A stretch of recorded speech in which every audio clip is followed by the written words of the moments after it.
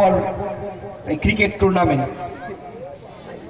আমরা ভারতের গণতান্ত্রিক যুব ফেডারেশন গোটা পশ্চিমবাংলার মাটিতে, গোটা ভারতবর্ষের মাটিতে যখন খেলার মাঠ থেকে ভারতবর্ষের সংস্কৃতিকে নষ্ট করা হচ্ছে, যে হাওড়ার শরৎচন্দ্র চট্টোপাধ্যায়ের মাটিতে কখন কোথাও দুর্নীতির গন্ধ, কোথাও বারুদের গন্ধ ছড়িয়ে দেবার চেষ্টা করা হচ্ছে, ঠিক সে সময় দাঁড়িয়ে যখন দেশের মাটিতে এক ভয়ঙ্কর সমস্যার মুখে দাঁড়িয়ে আছে বর্তমান যুব সমাজ এবং ছাত্র সমাজ, সাধারণ মানুষ,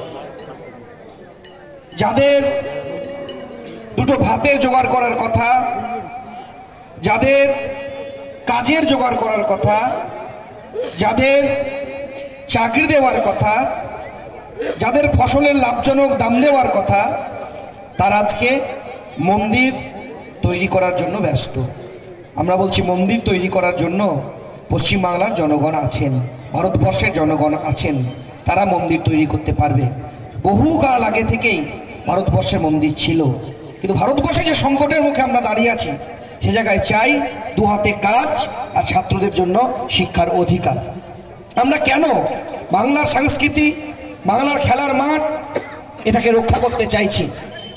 শুধু ডিওয়াইএফআই লড়াইয়ে থাকে না, শুধু ডিওয়াইএফআই সাধারণ মানুষের দাবি নিয়ে লড়াই করে না, পাশাপাশি মানুষের ভারতবর্ষের মাটিতে সংস্কৃতিকে বাঁচানোর জন্য দুহাত বাড়িয়ে রাস্তায় নেমে কাজ করে।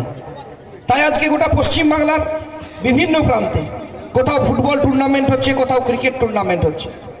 একটা সময়, আজ থেকে 10 বছর আগে, গোটা পশ্চিমবাংলার অভ্যন্তরে যারা বামপন্থীদেরকে শূন্য বলার জন্য একটা গান, একটা কবিতা দেখতেন বারবার শোনানো হতো, যে আমাকে আমার মতন থাকতে দাও, আমি নিজেকে নিজের মতন গুছিয়ে নিয়েছি। আজকে কথা জানতে পারবেন না, আজকে এই গান শুনতে পারবেন না, কারণ বামপন্থীরা এগিয়ে এসেছে। এই 10 বছর পর আমরা রাস্তায় মানুষের দাবি নিয়ে লড়াই করতে চাই আর মানুষের পাশে থাকতে চাই। কয়েকদিন পরে যখন কোভিড এলো, দেখা গেল যে দুষ্কৃতী আমাদের কমরেডদেরকে মেরে পাই করে দিয়েছিল, তার পরিবারের বৃদ্ধা মায়ের, 65 বছরের বৃদ্ধা মায়ের কোভিড ধরা পড়লো। আর কোভিড ধরার পরে যখন অক্সিজেন সিলিন্ডারের জন্য ছোটাছুটি করছেন, প্রথমে গিয়েছিলেন বড় নেতাদের কাছে, তাদের নেতারা বলেছিলেন, তাদের এমএলএ সাহেব বলেছিলেন যে তুমি তো বাবা অক্সিজেন পাবে না, নির্বাচনের জন্য অনেক টাকা নিয়ে গিয়েছিলে, টাকা খরচ করেছি, ভোটে জিতেছি, আর তুমি আমাদের জন্য বুথ দখল করেছো, যাও অক্সিজেন তুমি পাবে হসপিটালে। বাড়িতে বৃদ্ধা মা ছটফট করছে, অক্সিজেনের জন্য গিয়েছিলেন হসপিটালে। বিয়মহিজ বললেন দিদিমণি তো অক্সিজেন দেওয়া বন্ধ করে দিয়েছে, অক্সিজেন পাবে না। বাড়িতে কান্না করছেন আর ছটফট করছেন বিছানায় তার বৃদ্ধা মা। ভেতর থেকে বেরিয়ে এলেন আমাদের যে প্রাক্তনীরা আজকে সাহায্য সহযোগিতা করেছেন, তাই ফুটবল খেলা, ক্রিকেট খেলা হচ্ছে, সেই প্রাক্তন তার স্ত্রী বেরিয়ে এলেন, যুব আন্দোলনের প্রাক্তন নেতা। তার স্ত্রী এসে বললেন তোমাদের দৌড় আমার অনেক দেখা হয়ে গেছে, একটু দাঁড়াও। একটা ফোন বাই করলেন, রেড ভলেন্টিয়ারের নম্বরটা বাই করলেন। নম্বরটা বাই করার পরে একটা ফোন করলেন।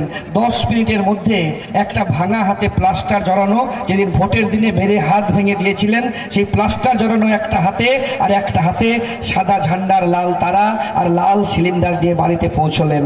বাড়িতে পৌঁছানোর পরে বৃদ্ধা মায়ের মুখে যখন অক্সিজেনটা লাগিয়ে দিলেন, তখন তার স্ত্রী বলছে যে হাতটা নির্বাচনের দিনে তুমি ভেঙে দিয়েছিলে, সেই ভাঙা হাতটা তোমার মায়ের মুখে অক্সিজেন লাগিয়ে দিল। আমরা বলছি হ্যাঁ, আমরা পাগল হতে চাই, আমরা পাগলামি করতে চাই, বাংলার মাটিতে মানুষের পাশে থাকতে চাই, আর পাশে থাকার বার্তা নিয়েই তাই আজকের সময়ে দাঁড়িয়ে দেখবেন আর বলে না আমাকে আমার মতন থাকতে দাও, আমি নিজেকে নিজের মতন গুছিয়ে নিয়েছি। আজকে বলে বাংলার ইয়াং জেনারেশনের কলার টোনে, আজকে বাংলার যৌবনের কলার টোনে আজকে বলে যে বাড়িয়ে দাও তোমার হাত, আমি তোমার আঙুল ধরতে চাই, বাড়িয়ে দাও তোমার হাত, আমি তোমার পাশে থাকতে চাই। আর এই পাশে থাকার বার্তা নিয়েই ঐতিহাসিক 7ই জানুয়ারি ব্রিগেড সমাবেশে আপনারা সকলে সাহায্য করেছেন। আমরা চাইবো যারা দূরে সরে গিয়েছিলেন, যারা সরে গিয়েছিলেন, লড়ে গিয়েছিলেন, আপনারা আমাদের পাশে আসুন। বাংলার আগামী দিনের যৌবনের ভবিষ্যৎ আমরাই পারি ফেরাতে। খেলার মাঠ থেকে শুরু করে গোটা বাংলার শিক্ষার আন্দোলন থেকে শুরু করে বাংলার যৌবনের হাতে কাজ আমরাই দিতে পারি।